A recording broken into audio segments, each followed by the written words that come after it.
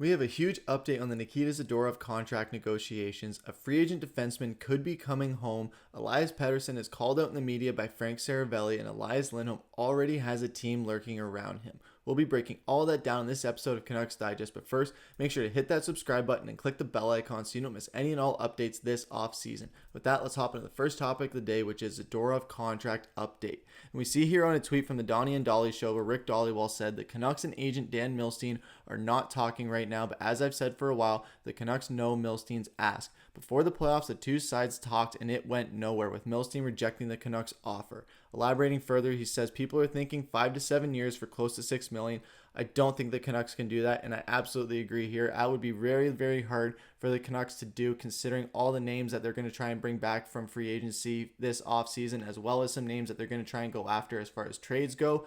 Elias Lindholm is someone we're going to be touching on in a minute, but you got Dakota Joshua, Tyler Myers, Ian Cole, Artur Shilovs, who had a breakout season this year, and there's a potential trade being talked about with Martin Nikas, where that could be interesting as far as money goes. There's going to be a lot of money moving around for Vancouver this offseason. I think with that price, it's just too steep to make that work. You see here that Zadorov did have a solid season with getting 20 points, 14 assists, and in the playoffs, he did make his presence known, posting a +3+ rating. 4 goals, 4 assists, 8 points in 13 games, adding on to his career stats, which were pretty good. He did have a decent season as well, but again, he was more of that presence on the ice. It was what he was doing off the score sheet that was making the most impact, where he was ruffling feathers, like we said. He's an enforcer. He's a clown, or not a clown, but he's a joker. He loves to mess around and have fun. He doesn't take it too seriously. He's very nonchalant, and that would be nice to see a guy like that stay, but it would suck to see him go, especially to another team, especially if that team is in the division. We don't want to see him go back to Calgary or go to anywhere else that could pose a threat to Vancouver going down the line. But with that, it kind of ties into the second topic of the day, which is Brenden Dillon coming home potentially. We saw he was on the Donnie and Dolly show, and he said, well, Dolly, between yourself and Donnie, I might have to get some emails for some e-transfers to pump that up for me the next couple of weeks.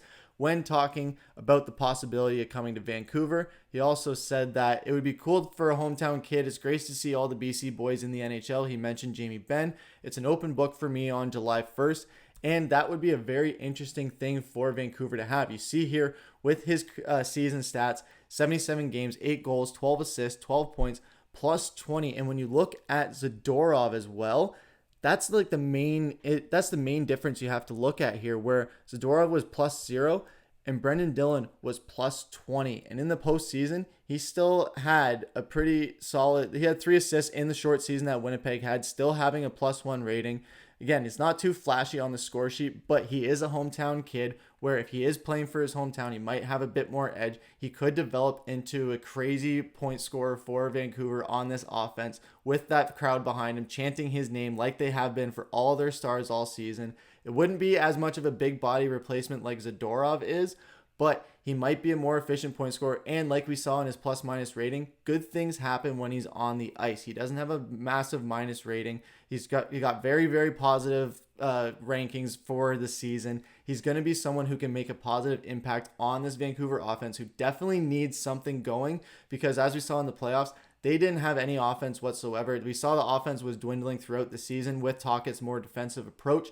However, it is frustrating to see that they can't get the pucks deep and can't get pucks in the net in the postseason, because that's when it matters most. It's when you need your goal scorers to show up, not in October and November. You want them showing up in April, May, and June if you're able to get that far. So having someone like Dillon on that roster where he can be a positive impact to the offense and get something going, along with Quinn Hughes or Tyler Myers, it would be very interesting to see how he would fit into this dynamic, especially being a BC kid and seeming to express a bit of interest in there. He seems very open, and the way he was talking with Donnie and Dolly, it seems like he might have a bit more influence towards Vancouver, and we've seen how Allvin is great at bringing guys to Vancouver. Maybe this is another miracle trade that he makes happen. But with that, let's hop into the third topic of the day, which is Seravalli calls out Petey. And we see here that I firmly believe his injury excuse really caught the Canucks by surprise. I think they felt like they were 15 other players playing through more than he was playing through. It became an excuse that makes everyone else look bad. And right here, I think he's just trying to ruffle some feathers here. We saw that Petey did have a pretty solid season.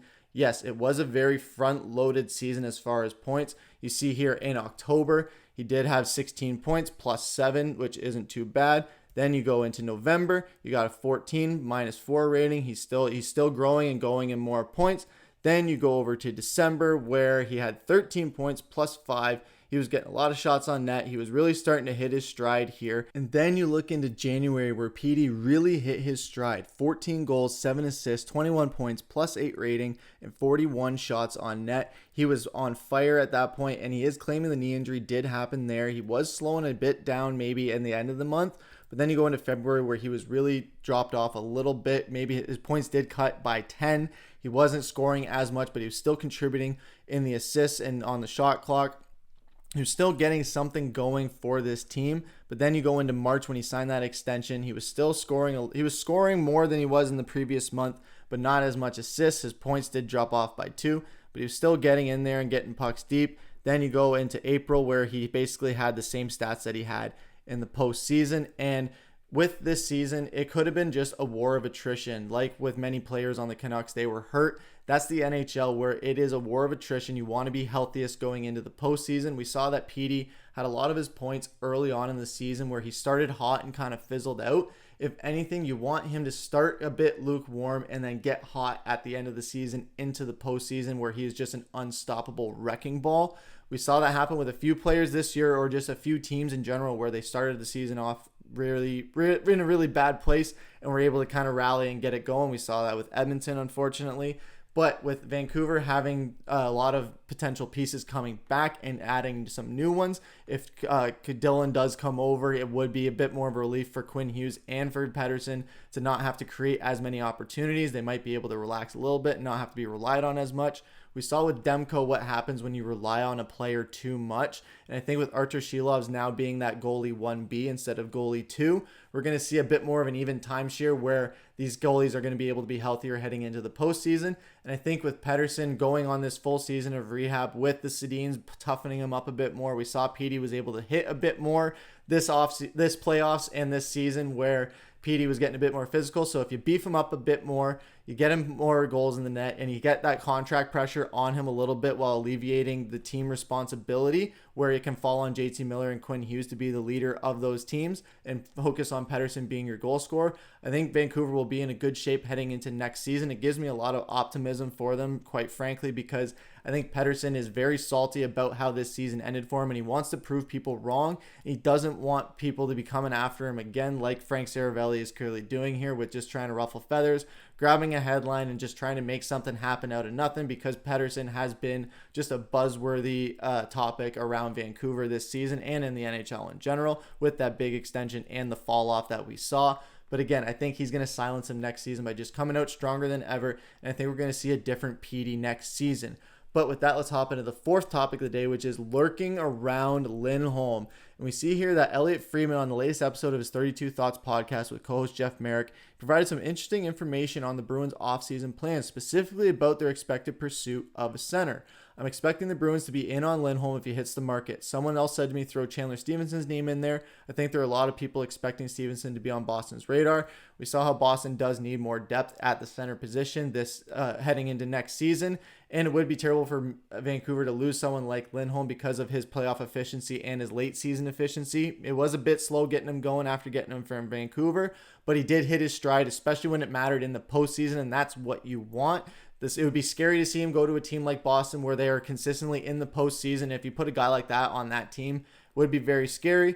But if you keep him on a team like Vancouver where we can add these other pieces, get Petey going again, get more leadership going, where JT Miller has just got a fire up under his butt right now, and Quinn Hughes doesn't want to keep losing. He just wants that championship. So I think if you bring Lindholm back there, it might have a more of a winning mentality, but it would be very scary to see him go to a team like Boston. Like we said, there's going to be so many things for Vancouver to have to pull off this offseason. It's going to be scary to experience as a fan. It's going to be very stressful because there's a lot of uncertainty, but it is going to be very exciting from a news standpoint because there's going to be so many things to cover heading into this offseason and into next season. But with that, let's hop into the fifth topic of the day, which is comment of the day.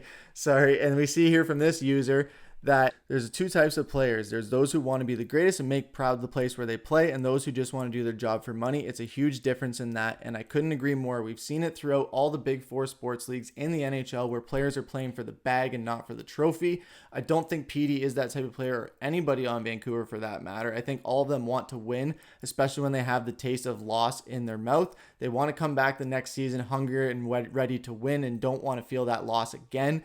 And I think with Petterson this season, when we've seen him be really upset with his own performance and other people being upset with his performance, he's been able to face the music, stand up there, take the questions, take the punches, and you can really see the look on his face where he does not want to be in that position again. He wants to be winning, he wants to be scoring, and he wants to hoist that Stanley Cup one day. And I think that next season we're going to see a different Petey, like I said, and I think that nobody on Vancouver is like that. We've seen with other teams, especially in the Eastern Conference with a certain team, where when you have a core four of prima donnas where they don't perform when they need to, you see them go their separate ways and the team has to rebuild, and then you have to start from scratch. Vancouver does not want to do that. Allvin does not want to do that. Tocchet does not want to do that. Nobody wants to do that. So I don't think that Vancouver is heading towards that path. I think they got a bunch of guys there that want to play for the cup and not for the bag.